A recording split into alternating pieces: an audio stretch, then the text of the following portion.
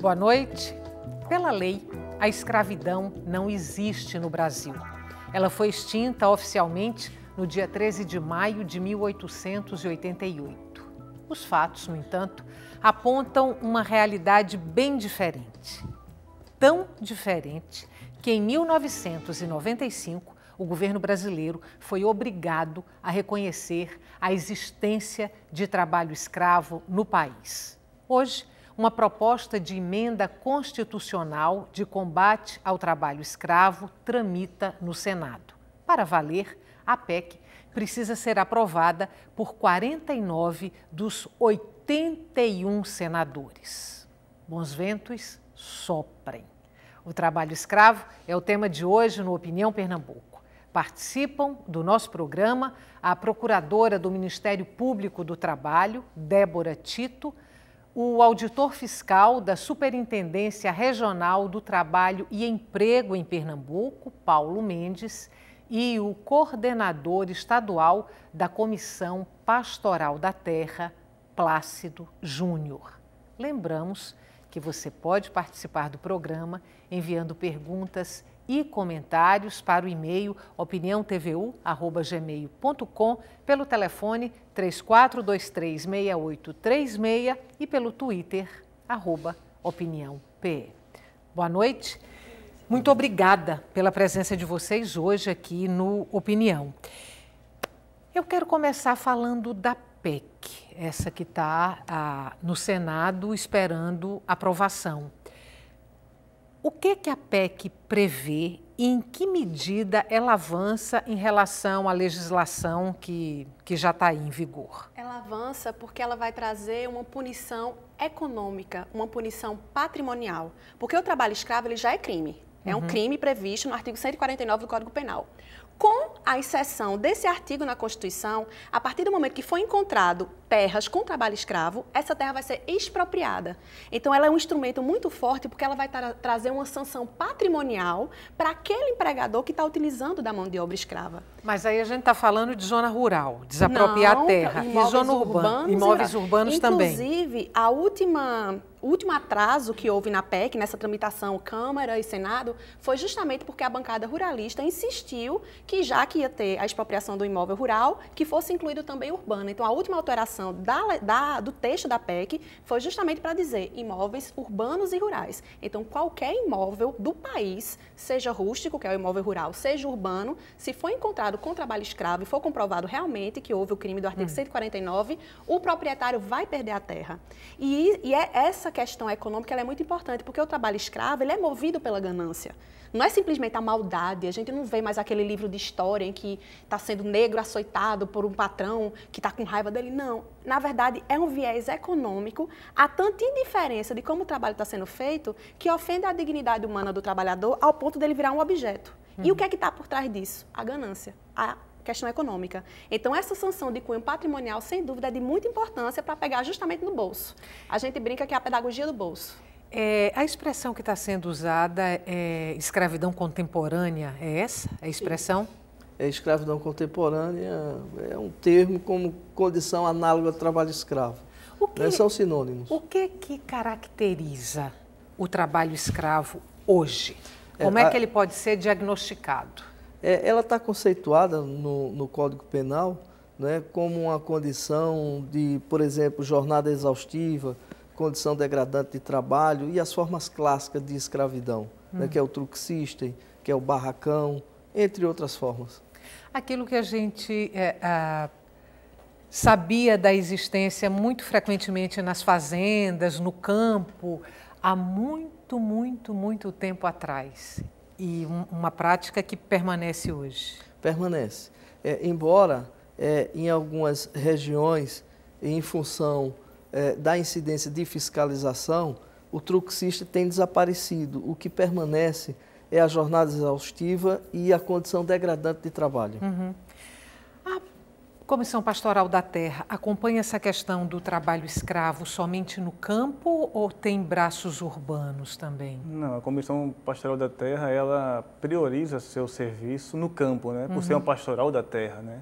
Mas outras pastorais sociais, elas corroboram com a CPT nesse combate, né? Nessa erradicação do trabalho escravo. Mas eu queria, na sua primeira pergunta sobre a PEC, a CPT e a campanha contra o trabalho escravo tem uma preocupação muito grande, porque embora tenha esse avanço, né, de ter passado na comissão, se colocou para definir o conceito de trabalho escravo. Passou na Comissão de Justiça.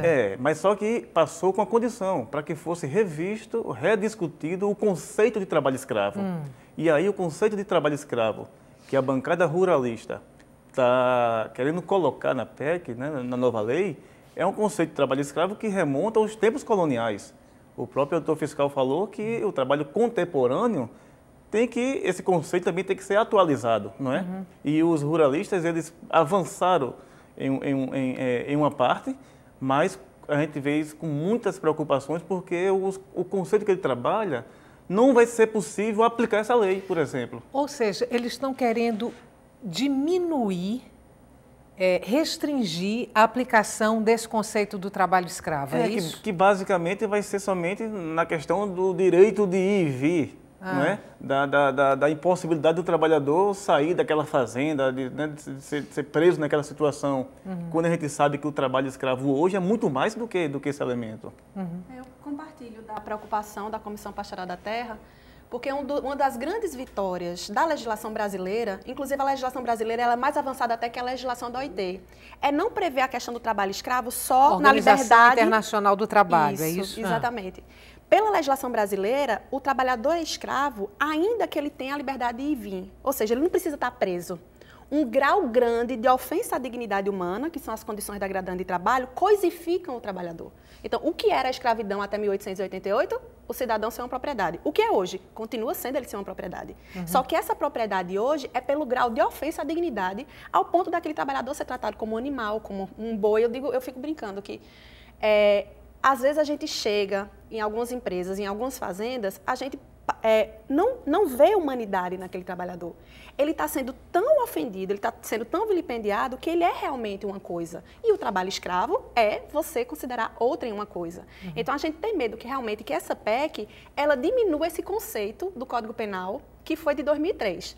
Então, não vai adiantar de nada passar um instrumento de sanção patrimonial e a gente perder a conceituação. Porque hoje ninguém está preso pelo trabalho escravo. As correntes modernas, é importante que o ouvinte saiba, as correntes modernas são outras. As correntes modernas não é a prisão física, é a ganância, que faz com que essa pessoa fique lá na ponta, um Zé Ninguém.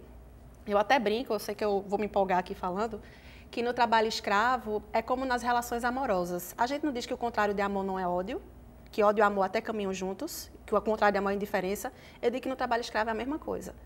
Não é que o empregador odeie o empregado, ele está totalmente indiferente à condição daquele empregado. E não tem coisa mais absurda do que você ser indiferente ao ser humano.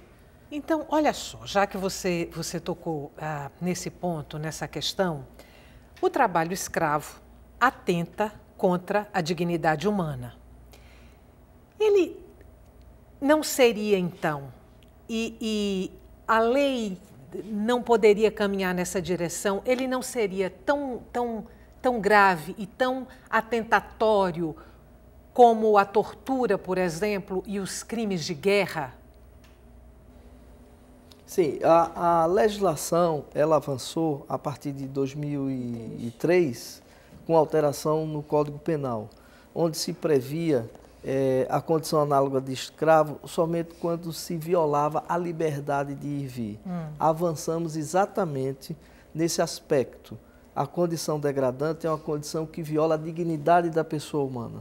Daí o grande avanço que nós temos na legislação, porque, por exemplo, como a doutora Débora Tito diz, ela é mais avançada do que propriamente as convenções da Organização Internacional do Trabalho, que prevê apenas a liberdade de ir e vir, a violação da liberdade de ir e vir. A nossa legislação não, avançou exatamente para o desrespeito à dignidade da pessoa humana.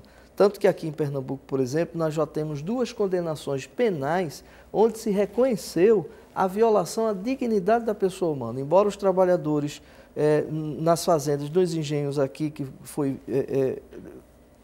fiscalizados, eles foram considerados trabalho degradante, embora pudessem ir e vir livremente. Numa escala de gravidade, falar não seria similar à tortura, eu não tenho dúvida que numa escala de gravidade, sim. Mas em termos de legislação, por exemplo, não é crime hediondo, nem chega a ser um crime inafiançável. Mas eu confesso que a nossa legislação é boa. A gente não precisaria de uma legislação dizendo que é crime hediondo. A gente precisa que a legislação que a gente tem hoje seja realmente aplicada. É porque a gente tem uma legislação avançada, como vocês estão colocando, mas temos números relacionados ao trabalho escravo bastante significativos. Isso. Ou estou enganada? Não, é exatamente isso. Aliás, eu acho que é um grande problema do Brasil. Legislação a gente até tem, os movimentos sociais sabem disso. A gente tem uma legislação avançada de trabalho infantil, a gente tem uma legislação avançada de discriminação, mas a gente precisa executar a legislação que a gente já tem. Nesse ponto, até a PEC é questionável, porque a gente tem um artigo na Constituição que fala de função social da propriedade. Ora, se uma terra tem trabalho escravo, lógico que não está cumprindo a função social da propriedade. Então, se a gente tivesse realmente um rigor na aplicação, já poderia perder a terra antes da PEC. E é desapropriado, exatamente. Né? É desapropriado em função. Exatamente. Só que essa desapropriação, muitas vezes, ela está beneficiando o empregador, porque eu já tive no Pará, por exemplo, numa região, numa cidade chamada Banac, que o empregador queria vender a terra e forjou o trabalho escravo, porque ele disse que era mais fácil o governo comprar. A gente tem exemplos mais perto, que foram até denunciados pela Comissão Pastoral da Terra, de usinas aqui em Pernambuco que não cumprem a função social da propriedade e não conseguem a desapropriação para a reforma agrária pelo INCRA. Então, muitas vezes, é a vontade política, né? Uma situação complicada, porque isso remete à atuação do Estado. Então, esse Estado que deveria fiscalizar, punir quem comete esse crime, porque é crime o trabalho escravo, é o mesmo Estado que financia os escravocratas no Brasil. Então, você tem grandes financiamentos, para um exemplo concreto nosso aqui em Pernambuco, para as usinas de cana-de-açúcar. Você passa em todas as usinas e encontra placa do BNDES, placa do Banco do Brasil que financia essas usinas, e é justamente nessas usinas que encontramos trabalho escravo. A usina Cruangi, é bom dar nome, que fica na Mata Norte, foi pego 245 trabalhadores, né, em situação análoga à escravidão, inclusive 26 crianças de menores. Essa usina deixou de moer na safra passada, não pagou seus direitos trabalhistas a 1.500 trabalhadores no ano passado, e mesmo assim o Estado não consegue fazer reforma agrária, por exemplo, nas terras dessa usina, que não cumpre a função social. Porque um outro problema é a impunidade, né, que alimenta essa ganância, né, que é do sistema capitalista de lucrar muito, mas ao mesmo tempo que não tem políticas que combatam o trabalho escravo, políticas afirmativas no sentido de fazer reforma agrária, de requalificar esses trabalhadores e essas trabalhadoras. Deixa eu voltar à PEC, então. No caso do confisco da terra, constatado o trabalho escravo, essa terra será usada para efeito de reforma agrária? Sim. Sim. E no caso dos imóveis urbanos? Também. Aí não seria reforma agrária, mas seria uma reversão à comunidade lesada, que é uma coisa que a gente já faz muito com as nossas multas judiciais. Por exemplo, ao invés de destinar para um fundo, que muitas vezes a gente tem notícia de corrupção, a gente converte para ajudar a comunidade lesada. Por exemplo, ao invés de mandar para o Fundo de Amparo ao Trabalhador uma multa da usina, por exemplo, eu coloco para que esse dinheiro seja usado para a qualificação dos trabalhadores que foram resgatados. Então, existe essa previsão de reversão para a comunidade lesada de fato. Os grandes opositores da PEC são os ruralistas? Sim. E somente eles? Basicamente, sim. Mas existe uma aliança de classes no Congresso Nacional, né? Então, eles têm acordo entre eles. Porque o trabalho escravo, hoje, ele não se encontra só no campo. Nas mineradoras tem trabalho escravo. Nas obras do PAC tem trabalho escravo, não é? Então, há uma aliança de classes aí, né, de interesse do capital, que há toda uma situação para poder minimizar o conceito de trabalho escravo, como estamos vendo aqui na PEC. Vale lembrar que mais de 10 anos que essa PEC tramita no Congresso, né, há mais de 10 anos, então já chega muito tarde a atuação no Congresso, e mesmo dessa forma que chega minimizando o seu conceito. Essa morosidade na tramitação, ela se explica por interesses que estão ali no Congresso? Sem dúvida. De não querer avanços nessa área? Ah, com certeza. Eu, pessoalmente, é uma opinião que eu compartilho com alguns colegas, eu preferia que a PEC fosse adormecida, porque eu acho que a gente já tem instrumentos na própria Constituição para expropriar a terra de escravocrata. E eu tenho medo que com a PEC a gente perca justamente essa riqueza da legislação brasileira hoje de trabalho escravo. Ou seja, pode haver um retrocesso. Pode haver um retrocesso. Pode passar a PEC e a gente perder o trabalho escravo e voltar a dizer só é trabalho escravo se a pessoa estiver algemada dentro da fazenda sendo açoitado. E a gente sabe que não é isso que coisifica o trabalhador hoje. Tem um estudo muito importante do jornalista Leonardo Sakamoto que ele diz o seguinte: o trabalho escravo é uma febre. Ninguém adoece de febre. A febre é um sintoma. Então, o trabalho escravo é uma febre de 3 doenças brasileiras: ganância, impunidade e miséria. Onde tiver miséria, o cidadão não quer nem saber se é trabalho escravo, ele vai aceitar. Ele vai ser aliciado, ele precisa daquilo.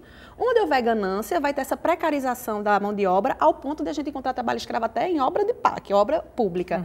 E a impunidade. Enquanto o empregador escravocrata se considerar acima da lei e amigo do rei, ele vai continuar economizando as custas do trabalhador. Então, realmente é um problema que reflete a nossa situação de país subdesenvolvido. Ele realmente descortina todas as mazelas que a gente não conseguiu desde a escravidão oficial. A aprovação da PEC está condicionada à reformulação do conceito de trabalho escravo pela bancada ruralista. Isso é o que a gente desconfia, isso não está documentado, né? Isso é uma conversa de bastidor, porque queira ou não queira, política tem muito esse bastidor, né? A PEC, na verdade, ela tem o relatório, né, foi aprovado, certo? Só que existe um projeto paralelo que pretende fazer modificações na PEC que foi aprovada na Câmara e no Senado até o momento. Eu quero ressaltar também que nessa discussão no Congresso, existe um setor econômico muito importante que se aliou aos ruralistas, que é o setor têxtil, certo? O setor têxtil é hoje talvez o segundo maior com problemas na área além da construção civil, né? Que antigamente nós tínhamos uma preocupação muito grande com o rural, né? Houve uma redução significativa, existe ainda, mas quando nós fomos para o setor urbano, aí nos deparamos com problemas seríssimos no setor têxtil e no setor de construção civil. No setor têxtil, com um agravante que tem bolivianos, enfim, índios trabalhando, imigrantes, inclusive ilegais. Vamos fazer uma pausa curta. A gente volta daqui a pouquinho para continuar essa conversa. O tema de hoje do Opinião Pernambuco é o trabalho escravo no Brasil. E a gente quer que você participe desse programa com perguntas e com comentários, você telefonando ou mandando sua pergunta por e-mail, opiniãotvu@gmail.com. O nosso telefone é o 34236836 e você tem também o Twitter, @opiniãope. A gente volta já.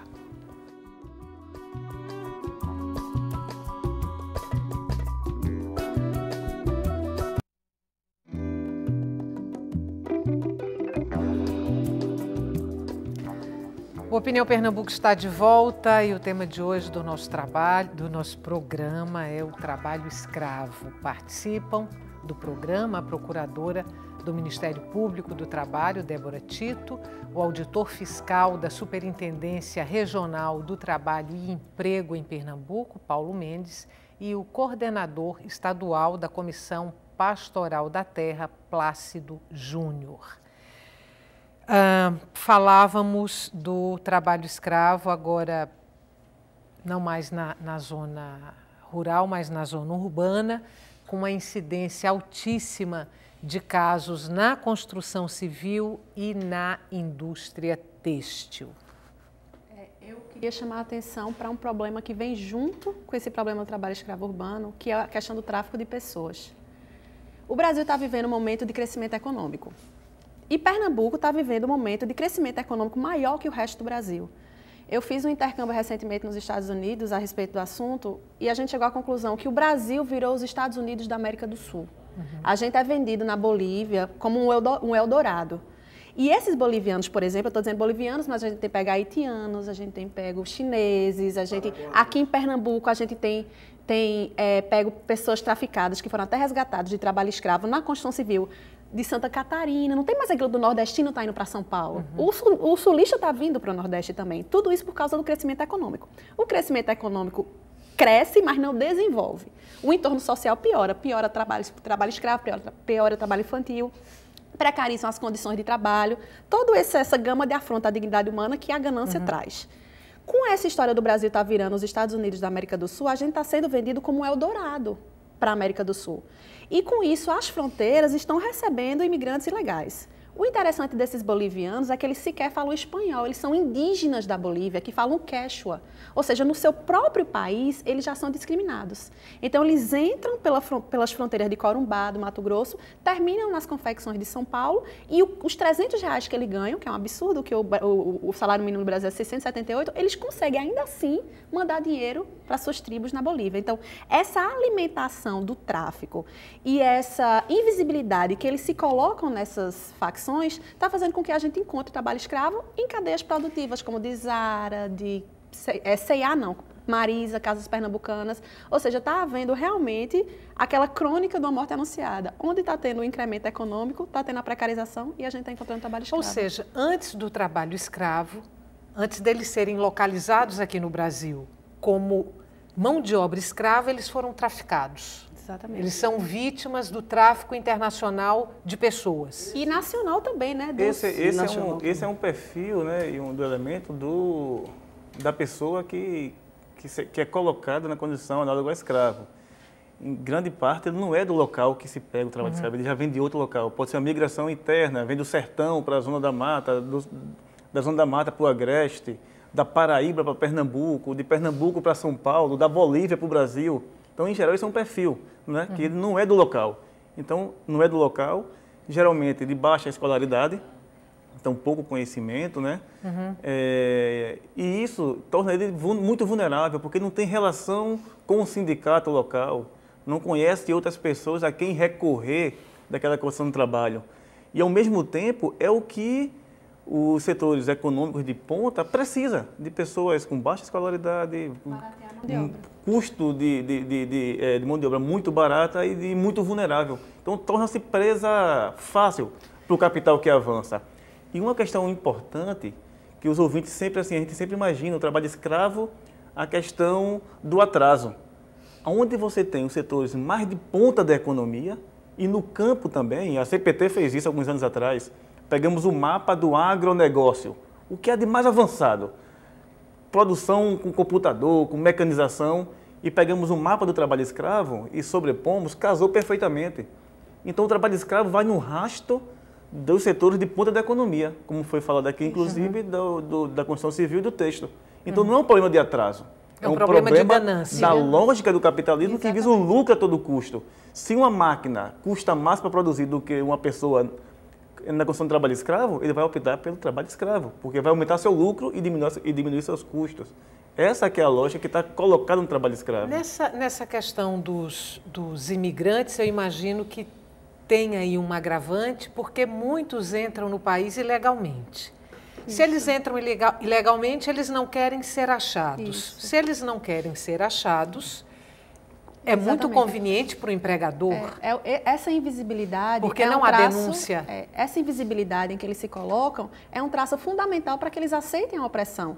Você diz, por que aquelas pessoas não se rebelam? É muito difícil, você está sendo açoitado ali, você está numa condição de pobreza que ainda é menos ruim do que o seu local de origem. Aí a gente entra naquela lógica agressiva do capitalismo, já é pobre, qualquer coisa basta. Então se ele não tinha nada na Bolívia, eu vou dar menos aqui ainda, ele não vai aparecer porque vai ter medo de ser deportado e vai aceitar tudo. Então essas pessoas, elas se colocam na condição com medo de aparecer, porque se aparecer, elas têm mais medo ainda de voltar para a situação anterior. E aí com isso, o capital culpa a vítima. A vítima é sempre a culpada. Eu vou dar um copo d'água para ela e eu sou muito legal porque eu estou dando um copo d'água para ela. Mas qualquer empresa, para ter concorrência leal, não é dar um copo d'água. Você tem que dar todos os direitos trabalhistas. Você tem que dar o 13º, você tem que dar o salário. Não é porque ele é pobre que você vai dar meu salário, ele já não tem nada, eu vou dar meu salário. Essa lógica não pode colar. Isso é um mito que o capital usa para ganhar mais dinheiro. Nessa questão de tráfico de pessoas, eu queria alertar a população que a migração ela não é crime. Eu posso ser uma pernambucana que vou trabalhar no Pará, que vou trabalhar em São Paulo, não tem problema, eu posso ser um migrante. Aliás, o Brasil tem um perfil de aceitação do migrante. A gente teve as correntes migratórias, o brasileiro é conhecido, as autoridades brasileiras têm lei de anistia. O problema é quando essa migração ela é exploratória e predatória, fazendo com que a pessoa caia nesse discurso de que já é pobre, então vou lhe dar qualquer coisa mesmo. Agora, olha só, esses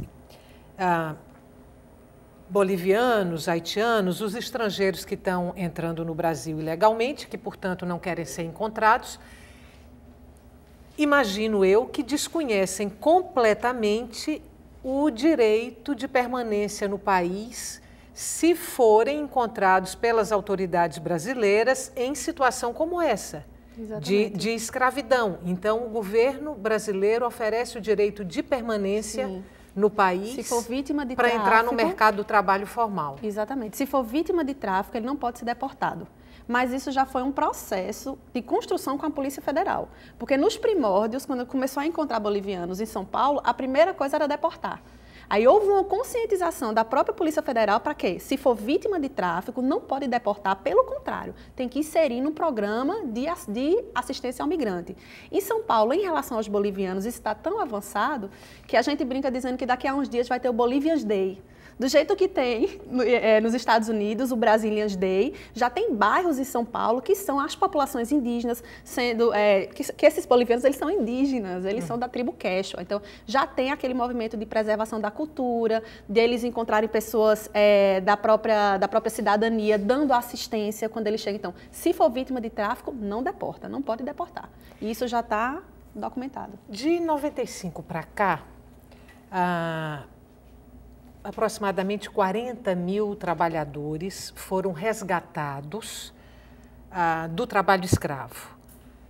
A minha pergunta é se esse número, 40 mil trabalhadores resgatados, é um retrato do tamanho do problema, ou se não reflete o tamanho desse problema brasileiro, que é o trabalho escravo. Eu não reflete, porque quando ele é resgatado é porque houve uma ação, né, do Grupo Móvel. Que o senhor fez parte de que eu desse fiz grupo. parte, né? Eu fui um dos coordenadores. E nós temos uma pequena equipe, né? Hoje nós somos 5 equipes, na minha época nós éramos 4 equipes, para abrangendo todo o país, né? Então nós não vamos em todos os lugares. Aproximadamente 40% das denúncias que chegam na Secretaria de Inspeção do Trabalho em Brasília não são atendidas. Por falta de estrutura, de equipe, para fiscalizar todas as regiões. E normalmente, nós estamos refém de denúncias, que geralmente, quase 100%, vem da CPT, né? Aquelas CPTs que têm, historicamente, um trabalho com o trabalho escravo. Como, por exemplo, Pará, né? Na região amazônica, não se tem denúncia de trabalho escravo. Em Pernambuco, por exemplo, tanto no Ministério Público do Trabalho quanto no Ministério do Trabalho, todas as ações que nós realizamos de 2008 a 2010 foi fruto de trabalho nosso em campo, sem nenhuma denúncia, seja da CPT, seja das entidades sindicais. Quantas equipes de trabalho móvel são hoje? Hoje são 5. Para o país inteiro? Para o país inteiro. E quais os profissionais que estão lá dentro? São auditores fiscais do trabalho, procuradores do trabalho, policiais federais e, dependendo, outros profissionais que for necessário, IBAMA, para compor a equipe. Então, se a gente considerar que essas 5 equipes, 4 equipes na sua época, conseguiram resgatar... Hoje também são 5 equipes. 40 mil trabalhadores... Nesse período. Nesse período é um número bastante significativo, quer dizer, como resultado do trabalho de vocês. Como resultado, sim. Nesse ponto, já que a gente está falando tanta coisa ruim, vamos falar de coisa boa. Nesse ponto é importante dizer que o Brasil é considerado pela OIT o melhor aluno do mundo. Lógico que com isso, o melhor aluno, se você for um bom aluno, não pode tirar 6, não. Você tem aquele irmão que só tira 6, quando tirar 6 ninguém puxa a orelha. O que só tira 10, se tirar 6, puxa a orelha. Porque desde 95 a gente assumiu. Então, por exemplo, a China não tem trabalho escravo? Tem. Só que a China não tem uma legislação que admite que tem trabalho escravo. Na Bolívia não tem trabalho escravo? Tem. Então, recentemente a gente estava fazendo uma consultoria para a ONU e a relatora ficou bastante impressionada com isso. Quer dizer que o governo brasileiro reconhece que tem trabalho escravo? Reconhece. É tanto que os auditores fiscais do trabalho são agentes do Ministério do Trabalho e Emprego, que em última instância é governo federal. Então, do mesmo jeito que existem as coisas ruins, essas mazelas que a gente está contando aqui, o Brasil também é reconhecido porque o próprio governo coloca agentes fiscais para dizer que tem trabalho escravo, concede seguro-desemprego, ela também ficou bastante impressionada, porque quando o trabalhador é resgatado de trabalho escravo, ele fica ganhando 3 meses de seguro-desemprego. E isso também é uma verba federal e tem prioridade no Bolsa Família. Lógico, isso é suficiente? Claro que não. A gente precisa estar em cima para realmente erradicar esse problema. Mas em termos internacionais, o Brasil é considerado um bom aluno. Tem alguém preso por Não. ter promovido o trabalho escravo no Brasil? Que a CPT Por ter promovido ou por promover que a trabalho CPT escravo? conheça nenhum desses denunciados e trabalhadores foram resgatados em sua propriedade e eles estejam presos. Apesar de ser crime, né? Apesar de ser crime, Condenações, né? tem poucas condenações, mas afirmar que algum escravocrata desse esteja preso atrás das cadeias, não temos conhecimento. Paulo pode dar um... Poucos estão presos. Na verdade, não existe ninguém preso, né, porque os processos, o processo penal ele é demorado, tem muitos recursos, né? Agora, existem muitas condenações no Pará. Aqui, por exemplo, nós temos aproximadamente em Pernambuco 10 processados, né, e 2 já foram condenados. 10 processados sempre na área Penalmente, rural? sim, na área rural. Cana-de-açúcar? Né? Cana-de-açúcar. Tem um que é banana, os demais são cana-de-açúcar, porque as ações foram direcionadas. Esse ano é que nós fizemos ação no setor têxtil, em Santa Maria do Cambucá, e encontramos trabalho escravo numa rede de um empresário local com 12 facções e uma confecção, né? Então, hoje nós temos um condenado a 7 anos e 6 meses, está em grau de recurso, e um outro a 13 anos e 3 meses, mais ou menos, também em grau de recurso.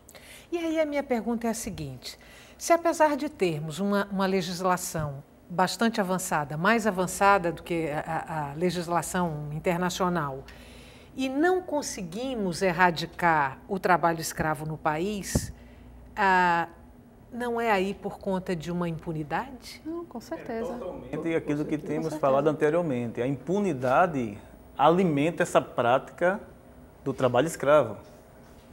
O Dr. Paulo Mendes falou agora que tem nenhum desses condenados estão presos. Isso por si só já fala, né? Já fala. Quando você tem uma prática criminosa, isso é em qualquer setor, qualquer prática criminosa, que você não é punido por ela, a tendência é você fazer normalmente porque você viu que Inclusive, teve lucro. Apesar da CPT todo ano lançar o livro de conflitos no campo, e aqui tem questão da terra e questão do trabalho, né? O ano passado, 2012, a gente registrou mais de 2.000 trabalhadores libertados, e a gente entende o papel importante do Grupo Móvel, porque o Grupo Móvel foi uma conquista da sociedade civil. Não foi por bel prazer do Estado brasileiro, foi uma conquista da sociedade civil, com alguns fiscais do trabalho, alguns procuradores, que tiveram a predisposição de montar esse grupo e combater esse mal do Brasil. No entanto, os 40 mil que você perguntou libertos, em média, ainda é uma vergonha, porque sabemos que tem muito mais. A doutora Débora estava comentando que esse ano não teve denúncia de trabalho escravo. E eu lembrava para ela que o corte da cana, em Pernambuco, que o corte da cana vai começar agora.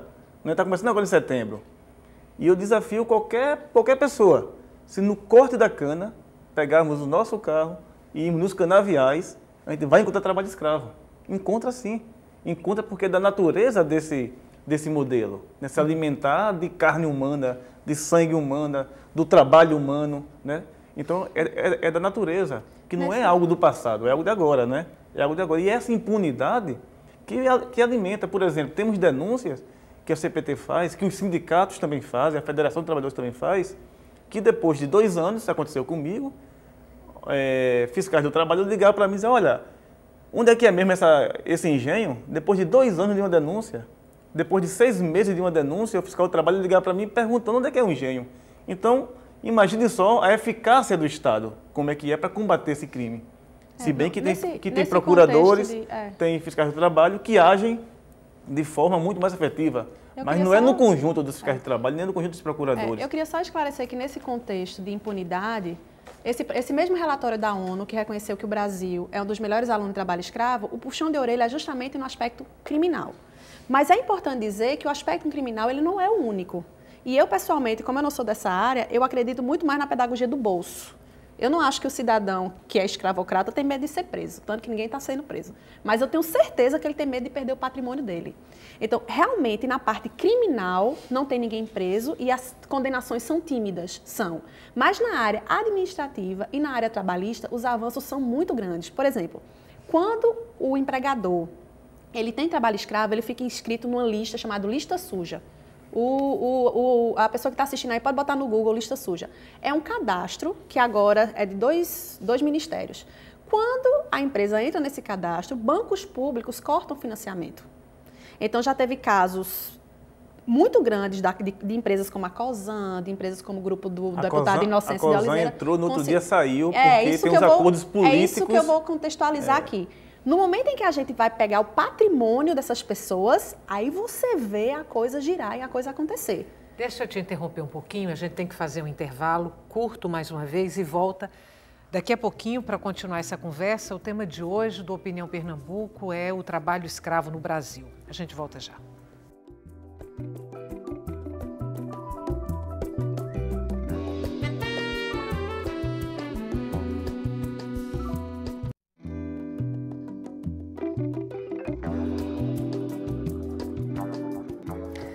Estamos de volta com a Opinião Pernambuco, o tema de hoje do nosso programa, o trabalho escravo no Brasil.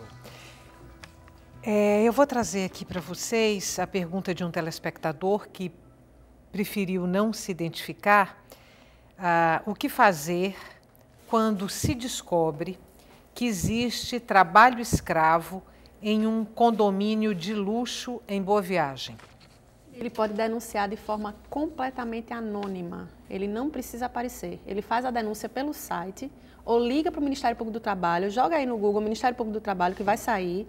E a denúncia ela pode ser identificada se a pessoa quiser, sigilosa se ela quiser dizer quem ela é, mas só o procurador vai saber, ou ela pode ser completamente anônima. A gente tem a obrigação de conduzir todas as investigações que a sociedade mandarem para o Ministério Público. Então, não precisa aparecer, não precisa dizer o nome, basta dizer o local e a incidência do fato que a gente vai investigar. Eu vou aproveitar, então, e vou pedir para o senhor apresentar os números do trabalho escravo em Pernambuco, que eu sei que o senhor trouxe, de 2008 até 2011. Então, nós temos aqui em 2008, quando nós iniciamos ações de combate ao trabalho escravo em Pernambuco, em 2 operações, nós fiscalizamos 4 empresas, 4 fazendas, foram resgatados 309 trabalhadores, foram lavrados 165 autos de infração. Em 2009, em 7 operações, nós fiscalizamos 10 fazendas, 419 trabalhadores foram resgatados, 294 autos de infração lavrados. Em 2010, fizemos uma única operação, foram resgatados 100 trabalhadores, 9 autos de infração lavrado. Em 2011 não tivemos nenhuma ação. Em 2012 nós tivemos uma ação com 30 trabalhadores resgatados, 19 trabalhadores resgatados, 26 autos de infração. Em 2013 nós tivemos uma operação no setor têxtil, onde foram resgatados 26 trabalhadores. A incidência de trabalho escravo no setor têxtil é muito grande em São Paulo. Sim. Aqui menor. Em todo o país. Em todo o país, a estrutura de produção é semelhante e ela é muito degradante, porque são grandes marcas que trabalham no sistema de produção faccionado. Isso significa que eles transferem a produção para terceiros, precarizando a mão de obra. E aí, para chegar a esse trabalho escravo, tem que se investigar toda a cadeia produtiva. Toda a cadeia produtiva. Nós, recentemente, fizemos um trabalho a partir de São Paulo, no grande magazine, inclusive Pernambuco, onde ele tem São Paulo, Pernambuco, Ceará, né? Nós fizemos, mas encontramos terceirização ilegal, mas não condição análoga de trabalho escravo. Raimundo de Piedade, o Ministério Público tem fiscalizado esses alojamentos da construção civil em Suape? Sim. Inclusive, 6 resgates que fizemos ano passado não foram em Suape, mas foram nos alojamentos da construção civil do shopping novo da cidade, que eu não preciso dizer aqui o nome. E de Suape, a gente tem encontrado, tem feito a fiscalização, mas não encontramos trabalho escravo. A gente encontrou graves violações ao meio ambiente de trabalho. Mas é importante dizer para a sociedade que a gente não pode banalizar esse conceito de trabalho escravo. Se for trabalho escravo, a gente tem que agir com todo o rigor. Mas se não for trabalho escravo, se for grave lesão ao meio ambiente de trabalho, a gente não pode dizer que é um crime, mas vai atuar na seara trabalhista. E aí, se Raimundo tiver qualquer conhecimento de qualquer situação desse tipo, por favor, denuncie. E aí a gente vai procurar. Mas em Suape a gente viu graves irregularidades que não configuraram condição análoga de escravo. Porque às vezes ele diz, eu trabalho em hora extra. Não, hora extra não é trabalho escravo. Para ser jornada exaustiva é algo mais, tem que ver as condições de intensidade.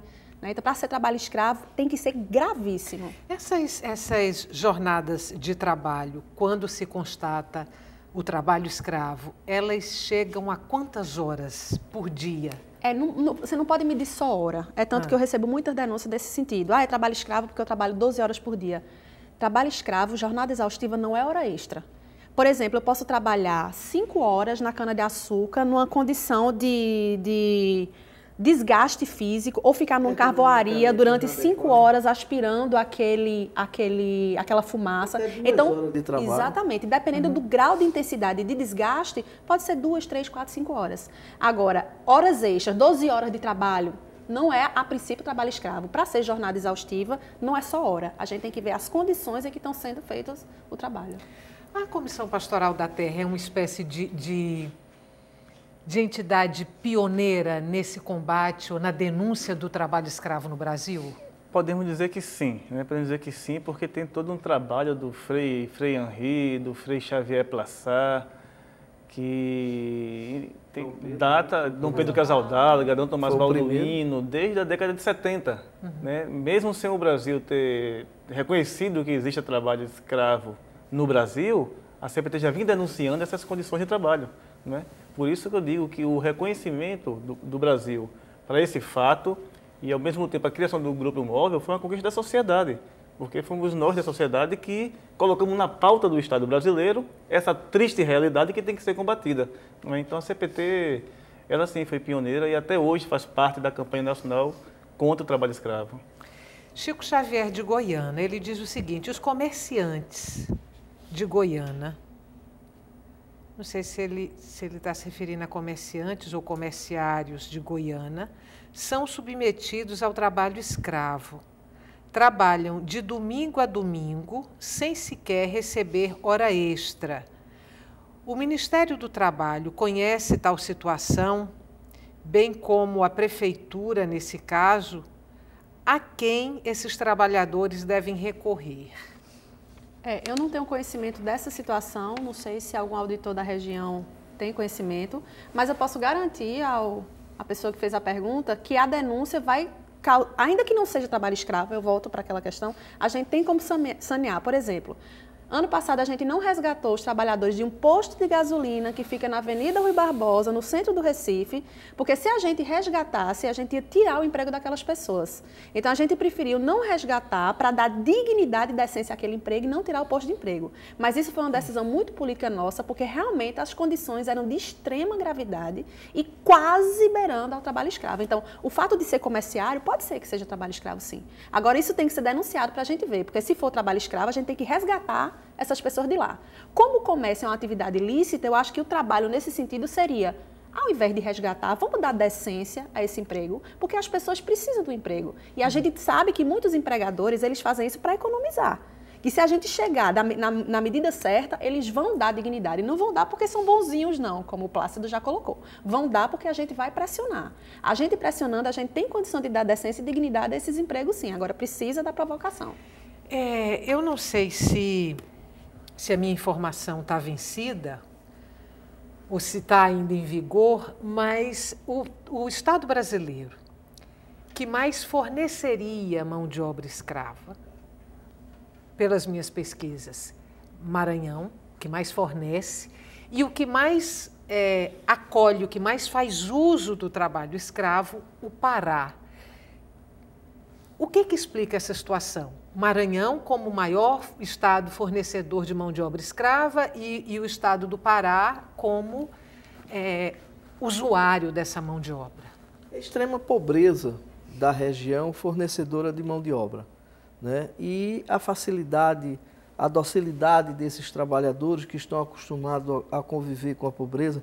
Por exemplo, Pernambuco, ele tem na cana-de-açúcar, pelo menos, ele tem uma história política de resistência, né? Nós tivemos, há muitos anos atrás, as ligas camponesas, então se criou uma cultura de resistência, diferentemente dos outros estados, a exemplo do Maranhão e do Piauí também. São regiões extremamente pobres, que fornecem mão de obra com muita facilidade, onde os gatos vão nessas regiões, né, e arregimentam esses trabalhadores para outras regiões. No caso, sabendo-se que o Pará é o estado que mais faz uso dessa mão de obra escrava, o Estado não merece aí um reforço na fiscalização para tentar impedir, coibir esse tipo de coisa? Eu, quando passei no concurso, eu fui para o Pará. Então, eu atuei como procuradora do trabalho lá no Pará durante 2 anos. O que é que eu pude perceber? Como a colonização lá foi posterior, é um estado extremamente sucateado por pessoas de outros estados. Tanto que o maior escravocrata de lá é lagoano. É um estado gigantesco, de dimensões amazônicas, que tem apenas 143 municípios. Pernambuco, para você ter um exemplo, é muito menor e tem 185 municípios. Imagina o mapa do Brasil na sua cabeça, pega o Pará e coloque 143 municípios ali. As distâncias geográficas são gigantescas. Ele é um estado que tem histórico de grilagem de terra, ou seja, de outros crimes, e com isso facilita a atuação dos expropriadores e dos criminosos mesmos.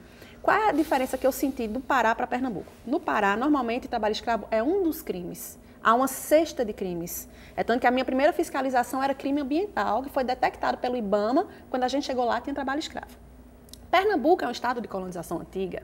A oligarquia do Brasil foi construída aqui. Vários políticos que hoje estão em ascensão são de famílias que eram escravocratas oficiais. Então, aqui parece que tem menos trabalho escravo, mas eu, pessoalmente, não acho que o Pará seja o que tem mais. Eu acho que o Pará foi o que chamou a atenção inicial, mas que a gente encontra trabalho escravo hoje em qualquer lugar. Lá a gente encontra mais fácil, porque com essa cesta de crime, você aborda o empresário e ele mãos ao alto. Aqui a gente já fez uma abordagem de trabalho escravo e o empregador disse, quem é essa menina? Quem é esse auditor? Porque não aceita que está tendo um crime ali na terra dele, porque ele é amigo de fulano e ciclano. Então, na verdade, eu acho que a diferença da colonização tardia do Pará e esse isolamento geográfico faz com que incida trabalho escravo, mas eu não acho que esse dado de que o Pará é o grande vilão é atual. Essa questão das fronteiras agrícolas mudou muito.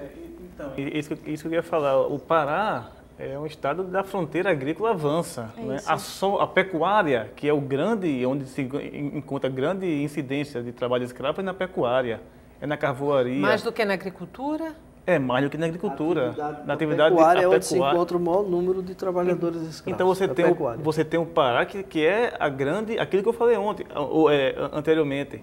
O mapa do agronegócio casa com o mapa do trabalho escravo. Então é nessa fronteira agrícola que tem que desmatar com mão de obra escrava para entrar o pasto para o gado com mão de obra escrava, que depois vem a soja com mão de obra escrava, depois vem a cana com mão de obra escrava. Então esse tem sido o caminho do agronegócio brasileiro. O trabalho escravo, ele vai do machado, da motosserra, para a pata do gado, para a soja, para a cana.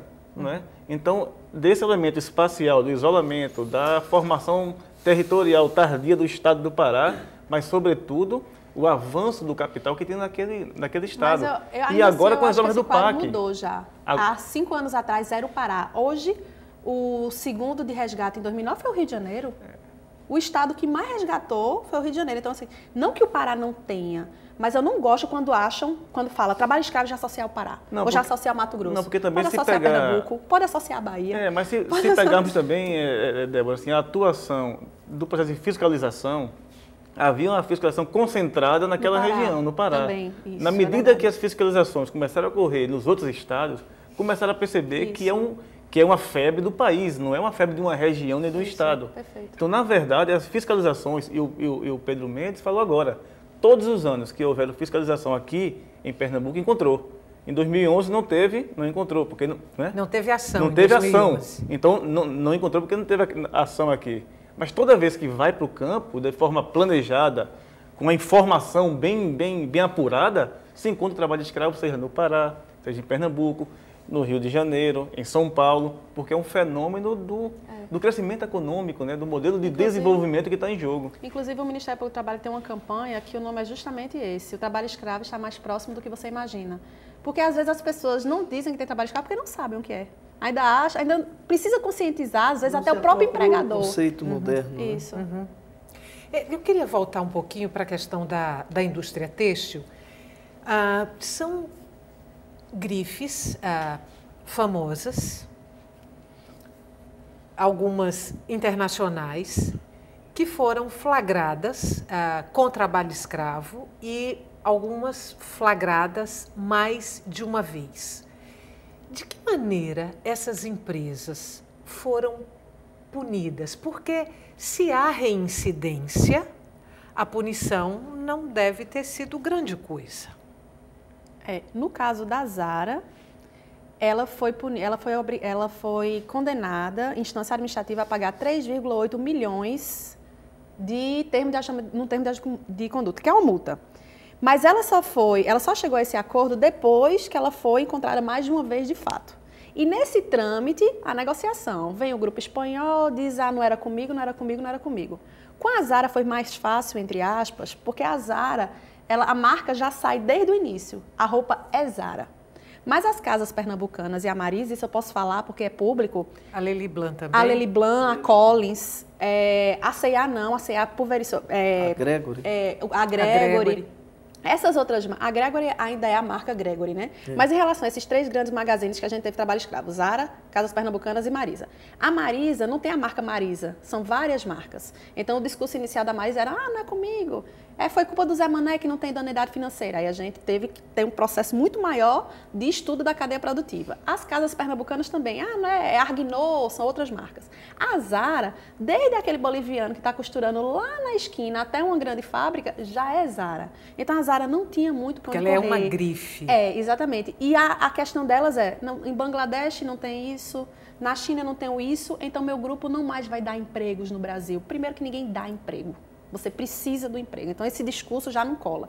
E se você quiser, grupo espanhol, que a roupa venha made in Brasil, você vai gastar um pouquinho mais. Então, por que às vezes demorou? Porque a gente está nesse processo que é muito difícil, que é você mexer com esses grandes conglomerados. O auditor lá de São Paulo, o Luiz Alexandre, ele se sente assim uma formiga brigando com o mundo, mas hoje São Paulo está num ponto de avanço que existe uma legislação estadual de combate ao trabalho escravo. São Paulo está muito avançado. E o que é isso? Pernambuco é o movimento. Não tem. Ainda não. Legislação estadual não. O único estado no Brasil que tem é São Paulo.